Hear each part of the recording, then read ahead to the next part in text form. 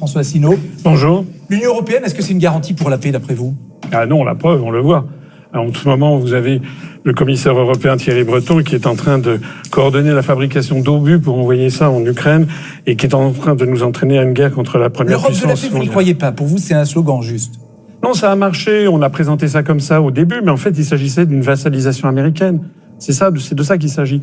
À l'origine, la construction européenne a été portée par Jean Monnet et Robert Schuman, qui étaient justement dans la main des États-Unis. Alors justement, vous dites qu'il faut décoloniser la France et l'Europe des États-Unis.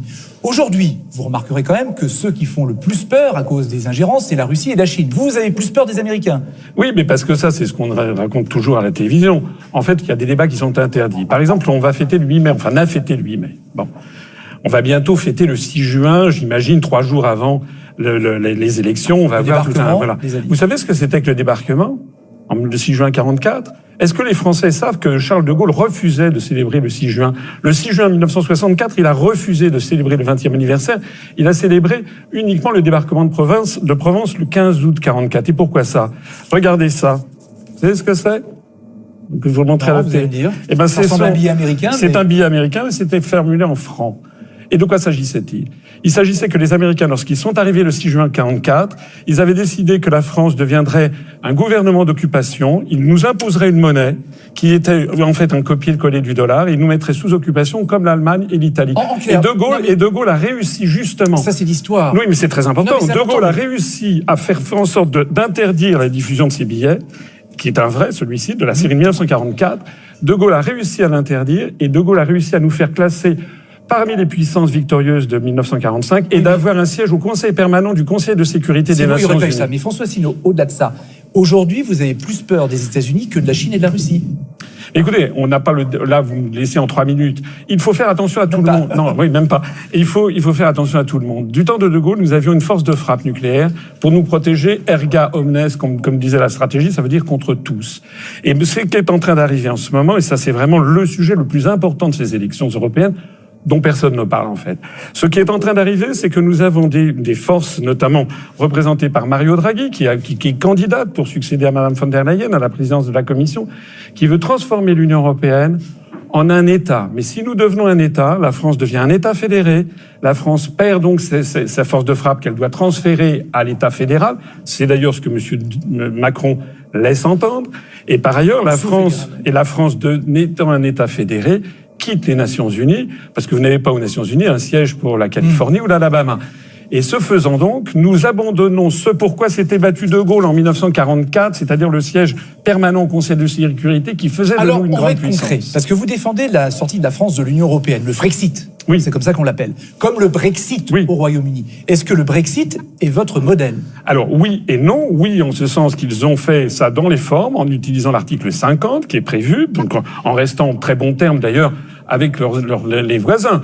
Rappelez-vous ce qu'on avait dit. On avait dit que le Royaume-Uni allait disparaître. On a des espaces-temps, qu'il allait y avoir des centaines de milliers de personnes. pour vous, c'est l'aspect positif. Oui. Mais il y a du négatif ou il n'y a pas de négatif? J'ai vu que M. Macron, par exemple, a célébré l'amitié franco-britannique pour célébrer justement le 30e ou 40e anniversaire du tunnel sous la Manche. Bon, donc ça veut dire qu'en fait, le Royaume-Uni est bien là. D'ailleurs, contrairement à ce qu'on explique, le Royaume-Uni se porte économiquement mieux que nous. Par exemple, je vais prendre 2 exemples. Le Royaume-Uni est devenu la 4e puissance exportatrice de biens et services, là, le mois dernier, devant la France, alors qu'on nous avait expliqué que sortir de l'Union européenne isolerait le Royaume-Uni. Un 2e exemple, le SMIC britannique était 15% inférieur au SMIC français en 2016, il est aujourd'hui 10% supérieur. Les Britanniques voient leur niveau de vie augmenter. Donc c'est un exemple pour vous. Alors c'est un exemple. Cela étant, c'est pas uniquement un exemple, parce que le Royaume-Uni reste dans l'OTAN et est donc pleinement partie prenante. Actuellement, c'est les plus proches alliés des Américains. Voilà. Ça doit pas donc ce que nous proposons, c'est la sortie de l'Union européenne, de l'euro et de l'OTAN. Et notez bien d'ailleurs que c'est pas un système c'est pas quelque chose de circonstance. Ça fait 17 ans que je dis ça, 17 ans que je propose. Or, les événements nous donnent raison. Juste une chose, sur le Frexit, vous avez un concurrent, par exemple, c'est Florian Philippot des Patriotes. Pourquoi vous n'avez pas fait liste commune? Ça, c'est son problème. Écoutez, de toute façon... Vous lui aviez proposé? Non, mais lui... Oui, on lui avait proposé, quand il avait quitté le Rassemblement national, de nous rallier.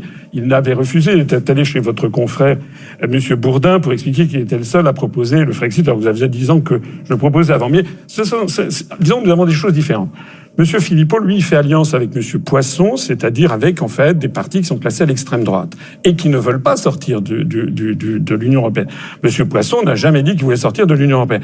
Nous rassemblons tous les frexiteurs de droite et de gauche. Et sur la liste que je vais présenter, que nous avons déposée, sur cette liste, vous avez notre dernier de la liste, par exemple, Monsieur Pierre-Yves Collombat, qui est sénateur, qui est un ancien sénateur, apparenté socialiste et communiste. Justement, sur votre liste, sur la dernière question, lors de la présidentielle, vous n'aviez pas eu les 500 parrainages pour vous présenter à la présidentielle. Il y aura bien une liste UPR le 9 juin. Elle est déposée. Vous avez l'argent pour ça?